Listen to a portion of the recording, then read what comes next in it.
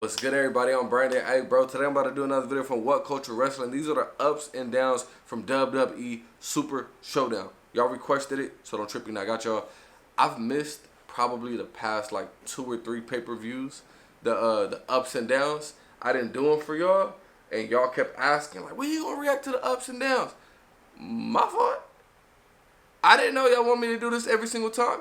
So on every pay-per-view, I will react to the ups and downs just for y'all, alright? Before I hop into it, make sure you leave a comment down below. Let me know what you want to see me react to next. I'm excited to see what happened. I'm excited to see if Kofi keeps the title. I'm excited to see what's going to happen with Becky. I'm excited to see what's going to happen with my baby girl. What's her name? I always forget her name. What's her name? She look country. She kind of like, she that Southern Belle. What is her name? Damn, that shit just came to me and I forgot. Lacey Evans. Yeah. That's my new WWE crush. She look good, nigga. Anyway, I'm ready to hop on into it. Let's go. This is an 18-minute video. I will not be pausing this video. I'm just gonna speak right on through it.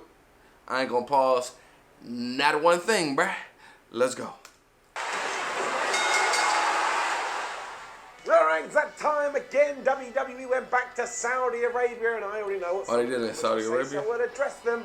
I am nothing but an honest man. But in my head, the way I look at it, it's nice and easy to review things like Raw and SmackDown and AEW and, I don't know, Backlash. Does that even exist anymore? Who knows? But you can't just ignore it. When things get a bit morally ambiguous, that's when you've actually got to start talking about it more, because if we don't have the conversation, it's going to keep happening time and time again. The second point to that is I know a lot of people watch ups and downs because they don't want politics to get in their wrestling. They just want to watch the show and be entertained.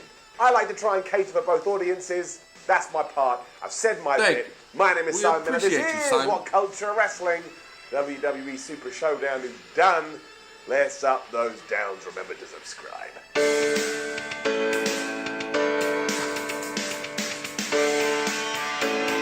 Him kissing the cutout, bro. That message like ups and downs.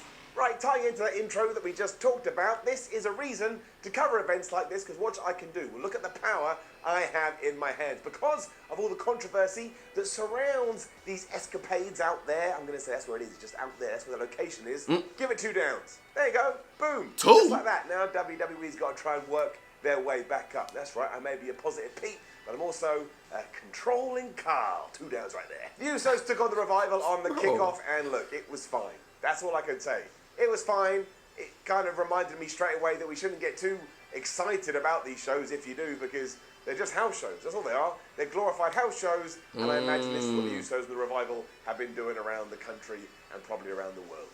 It finished when the Usos hit double super kicks on both of the Revival, and then they got the pin. Yeah. Surprisingly, it was then Seth Rollins versus Baron Corbin to start Super Showdown proper. And I'll tell you something else that shocked me to my core. This was actually all right, and probably the best Baron Corbin performance we've seen for a long time. It even happened a couple of near falls in there that made me go, wait a minute, isn't Baron Corbin going to become the Universal Champion? That was the thing everyone was worried about. Yeah, obviously, we knew the cash-in may occur. Maybe Brock was going to take it off Baron. However, with all that said, the finish was absolutely ridiculous, because WWE just can't get enough of this distraction, roll-up finish, to the point they're now including their referees, because that's what happened here. The referee got in Baron Corbin's face. After Baron Corbin had got his face, he pushed him, and Seth Rollins rolled him up to retain his Universal Championship. You should have let. They should have let Seth Rollins just beat him up, bro. Why couldn't should have hit him with that curb stomp? His ass, and we could have been done with this, and we never had to worry about it again. I'm sick of it, I tell you. I'm sick of it. Damn. It then got even dumber because Lesnar kind of lived up to his promise, and he started strutting towards the ring to cash in his Money in the Bank briefcase. But do you know why he did not? Because as Paul Heyman was getting into the squared circle, he tripped over the middle rope. That, for some reason, caused another distraction. So if we're keeping tally, that's 1 distraction by referee and 1 distraction by ring rope. Lesnar was so surprised by this, he turned around like, Paul, what's happened? Why have you dropped my briefcase on the floor?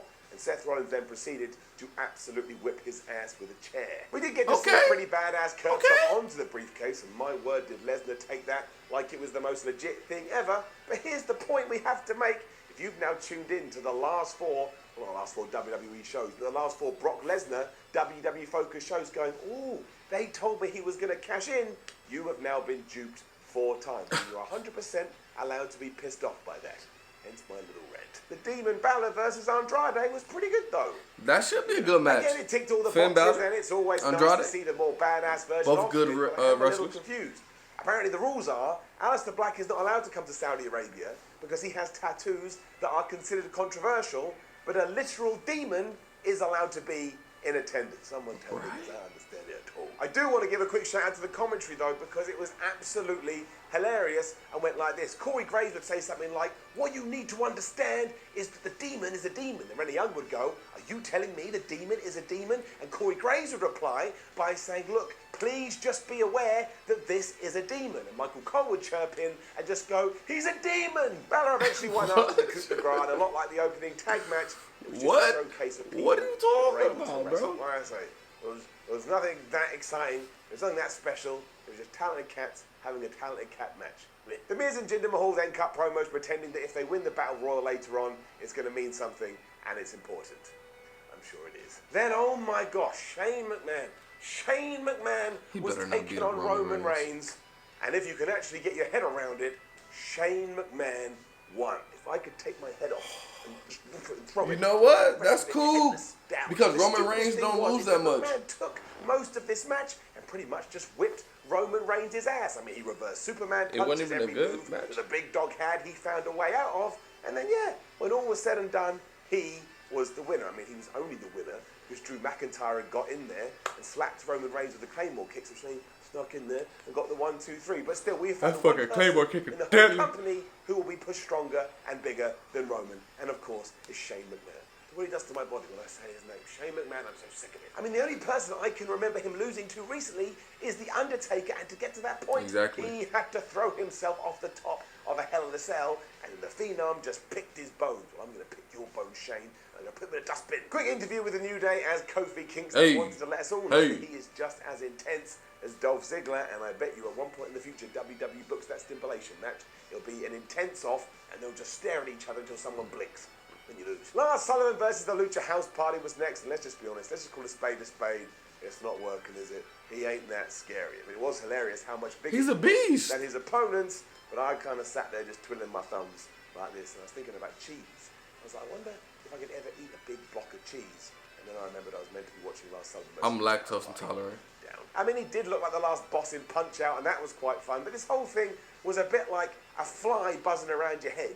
And you keep trying to get the fly, but you can't. And eventually you grab it, but then he shouts out to all his fly mates, and they come in and they attack you so much somehow you get disqualified, even though you're not in a wrestling match. But in the context of this wrestling match, that is what happened. Eventually, Lucha House Party just decided, oh, we're just going to attack Lars Sullivan because we're bored of being beaten up. So yes, Sullivan won via disqualification, even though he was taking on 3 guys that haven't been pushed in 72,608 years. What the hell is going on? I thought Lars was meant to be WWE's new big project, especially because they love dudes that look like monsters. Also, what about Lucha House Party Rules, whatever the hell that was called? What happened to that? That just vanished, didn't? Actually, I think that actually did get cancelled, but still, maybe those 3 were just confused.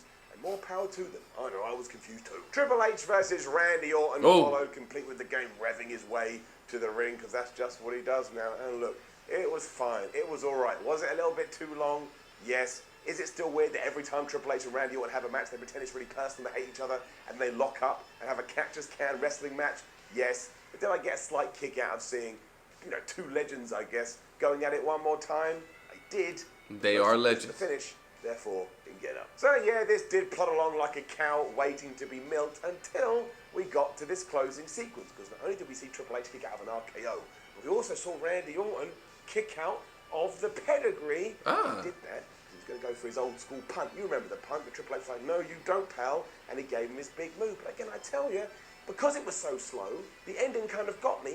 And then I look back on it and go, you know what, I kind of enjoyed it. I mean, they were on the outside, and Triple H was slamming Randy Orton into the announce table, but it wouldn't break. Eventually, he threw Randy Orton back in the ring. He ran at him, RK out of nowhere, and that's right. Triple H lost.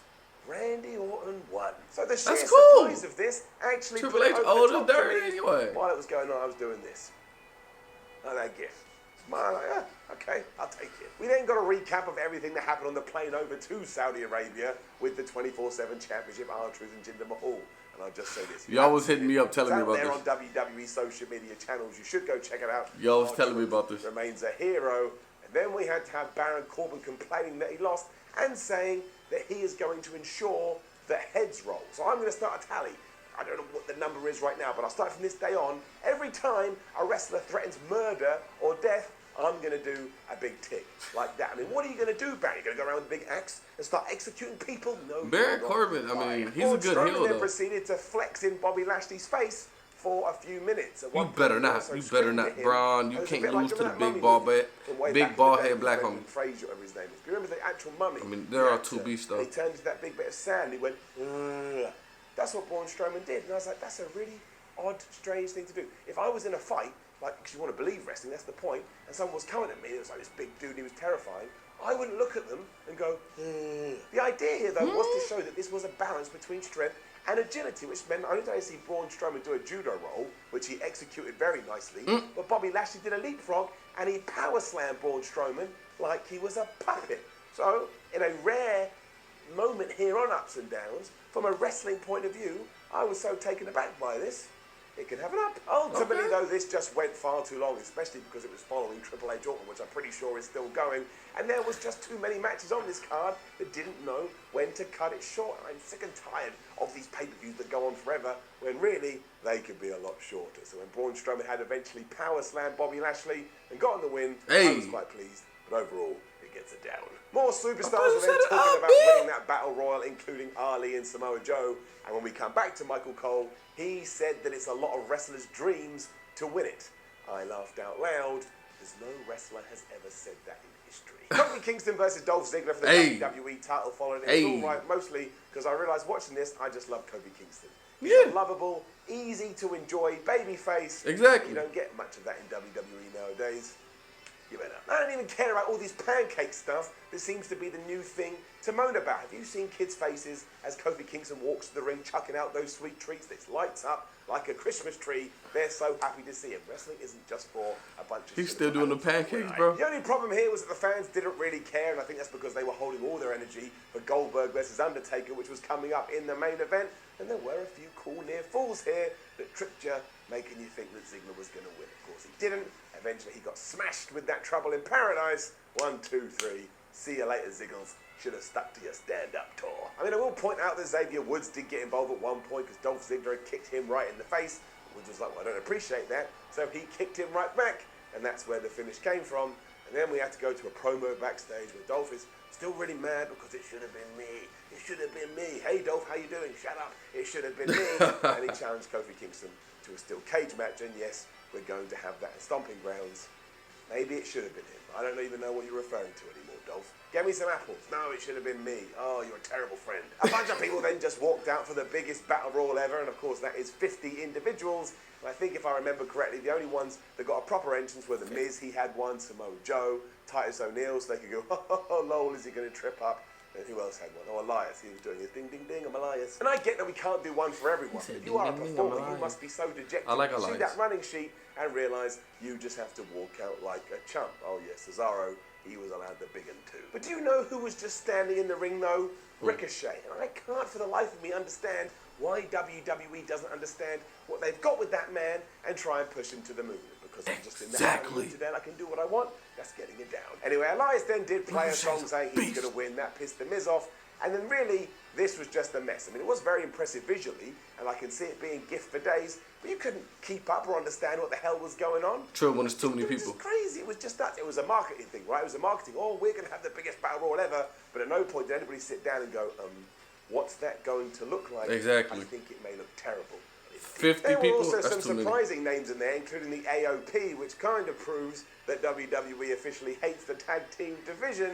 But I am going to give a quick shout out, and I am going to give some props to the ending, because it did come down to Elias versus Mansoor, who is the Saudi Arabia wrestler that we saw 12 months ago, and who debuted in NXT a couple of weeks ago. Because, my friends, he won, and when he did, the fans in the arena went absolutely nuts. Now, I know that's a cheap way to end a match, and of course you're always going to go crazy for your hometown hero. But this man, he looked so made up, he looked so happy, I couldn't help but go like, you know That's what? cool. That's a feel-good moment. And trust me, Yeah. shows like these, we need feel-good moments. Give it up. Mantle cut a promo afterwards, and I believed every word that he said. And for all the naysayers out there, I would just point this out. At least one kid in attendance at this show will have seen it and been inspired. And as Whitney once said, I believe the children are our future, so let's educate and let's motivate. Also remember that none of this matters long term, because all of these shows mean nothing. They're going to be forgotten about by Raw, which is why they're absolutely pathetic all around. There was then some graphics of the matches at Stomping Grounds shown on the big screen, and when Becky Lynch was up there,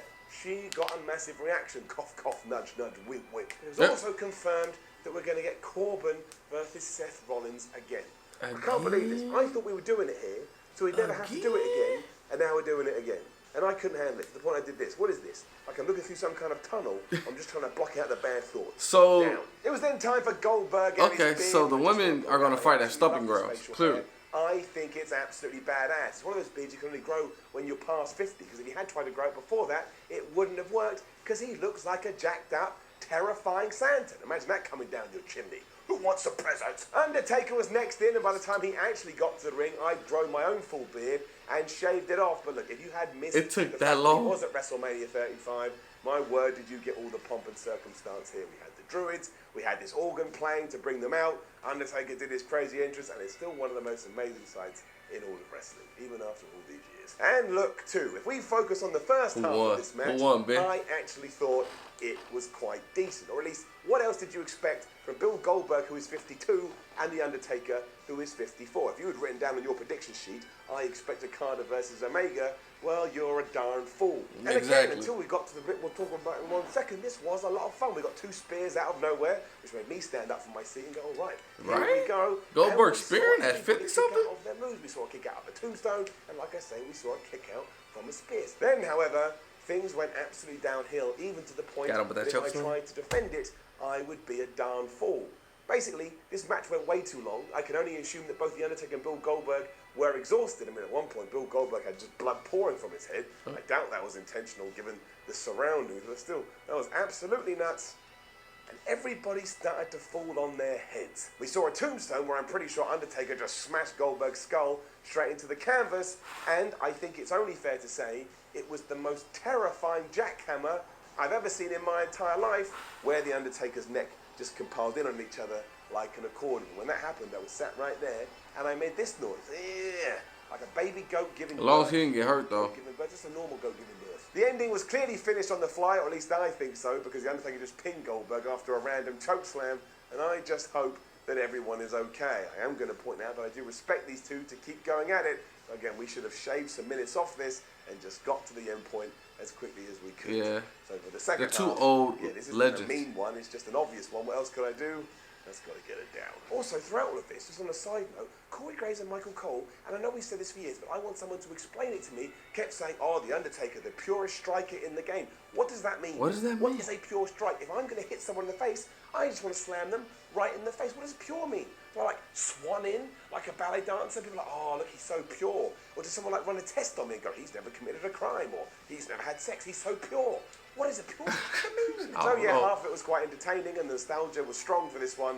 And the second half was like, oh yeah, nostalgia comes with a serious dose of reality as well. That did bring WWE Super Showdown to an end, thank goodness. And look, while I guess there were some highlights, really, bro, it was trash. It's a nothing show. I've said that a few times. It's nothing. Nothing. There's no consequence. No importance. It's just there. You could have skipped this, and you've missed nothing. And tie that in with everything else that goes with these shows. You know what's happening. It's getting an overall down. Now, don't forget to leave a couple of the house. I don't know, bro. I mean, it didn't seem too bad. You know what I'm saying? I guess a few of these matches probably did last longer than expected. I had a few of y'all hit me up on Instagram and tell me about the Undertaker versus Goldberg match, but I expected that match not to be super crazy. They're both in their 50s, you feel me? So I didn't expect it to be like high-flying Goldberg doing 5 spears, Undertaker tombstone and doing a whole bunch of choke slams like them going hard. I didn't expect that, you know what I mean? But Seth Rollins and Baron Corbin, that should have been a really good fight. Kofi Kingston should have been a really good fight. A few of these matches had, I guess, 2 superstars going at it. That sounds really good. But like he said, it was nothing substantial. Seth Rollins beat Baron Corbin, but they're going to go at it at the next pay-per-view. So it's just like, huh? Kofi Kingston won, but Dolph Ziggler still won a rematch. So just like, what? But anyway, let me know y'all thought down in the comments. Don't forget, like, comment, subscribe.